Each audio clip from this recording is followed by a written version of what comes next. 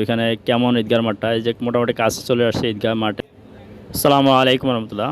আমি যাইতেছি ঈদগাহে ঈদুল আজহার নামাজ পড়ার জন্য। তো ঈদুল আজহার নামাজ পড়তে যাইতেছি, ঈদগাহর যে মাঠটা আমাদের থেকে বেশি দূরে না, এই কাছাকাছি। তো কত 20 মিনিট হাঁটলে আমরা ঈদগাহ মাঠে চলে যাব। তো আপনারা থাকেন আমার সাথে, ভিডিওটা দেখলে অবশ্যই বুঝতে পারবেন ঈদগাহ মাঠটা কতটুকু দূরে বা ওইখানে কেমন ঈদগাহ মাঠটা, এই যে মোটামুটি কাছে চলে আসছে ঈদগাহ মাঠের।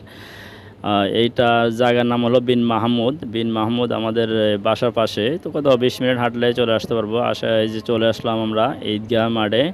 এখানে প্রায় হাজার হাজার মানুষ একসাথে ঈদের নামাজ পড়তে পারবে কোনো মানে দ্বিধাদ্বন্দ্ব ছাড়াই। বিশাল বড় ঈদগাহ, যে একটা বিন মাহমুদ বড় মসজিদের পাশে এই ঈদগাহ মাঠটা।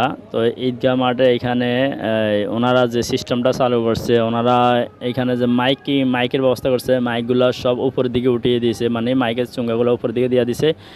যেহেতু সাউন্ডগুলো উপরের দিকে যায়, ওনারা হয়তো ভাবছে সাউন্ডগুলো উপরের দিকে গেলে আমরা এদিকে বাইরের মানুষেরা মানে যারা আছে পুরো মাঠে আওয়াজটা ছড়াবে। আসলে তাদের গবেষণা ত্রুটি থাকার কারণে তারা উপরের দিকে মাইকটা দেওয়ার কারণে মানে দিয়েছে, যার কারণে আওয়াজগুলো উপরে চলে গেছে। আমরা যে মাইকের আওয়াজ মানে ইমাম সাহেব যখন নামাজ পড়াইতেছিল তখন আওয়াজটা এত ছোট করে আসতেছে, মনে হয় যেন কয়েক মাইল দূরের থেকে আওয়াজটা আসতেছে, এমন একটা আওয়াজ আসতেছে।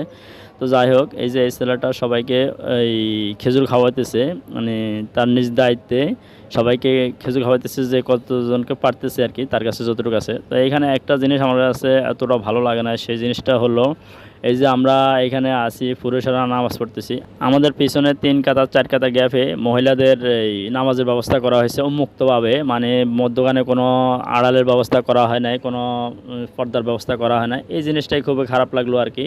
তাছাড়া সবাই ভালো লাগছে, কারণ এখানে বিশাল বড় নামাজ পড়ার জায়গাটা ঈদগাহ মাঠটা, যেটা সচরাচর খুব কমে পাওয়া যায়। তো এইখানে আমরা ঈদের নামাজ পড়লাম, ঈদুল আজহার নামাজ। আলহামদুলিল্লাহ, জীবন থেকে আরেকটা ঈদের নামাজ শেষ করে ফেললাম। জানি না আল্লাহ পাক জীবনে কতটা ঈদের নামাজ রাখছে, কত বছর হায়াত রাখছে, আল্লাহ পাক ভালো জানে।